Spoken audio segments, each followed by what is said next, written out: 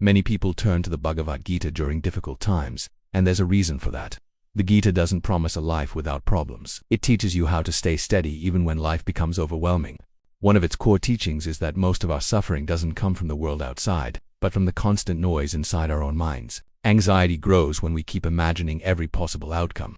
Stress builds when we try to control things we can't control, and overthinking takes over when we identify too strongly with every passing thought.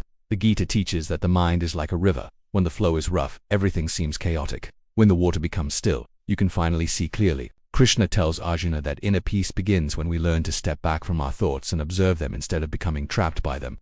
The mind will always produce fears, doubts, desires, and expectations, but the Gita says these waves don't define who you are. The deeper self, the witness behind the mind, is untouched by all of them. Another important teaching is that stress comes from attachment to results. When you act with the pressure of what if this goes wrong or what will people think, your mind becomes heavier and more anxious. Krishna's advice is simple: focus on your effort, not the outcome. When you give your best without constantly chasing the reward, your mind becomes lighter. This is the essence of karma yoga, acting fully, but without fear, without pressure, and without obsession. The Gita also reminds us that comparing ourselves to others is a major source of mental suffering. In Arjuna's moment of breakdown, he was overwhelmed by expectations: what he should do, how he should appear, and how others would judge him. Krishna tells him that inner peace comes from living according to your own nature and values, not someone else's. So the Gita's message for mental health is clear: you are not your thoughts, you are the awareness behind them.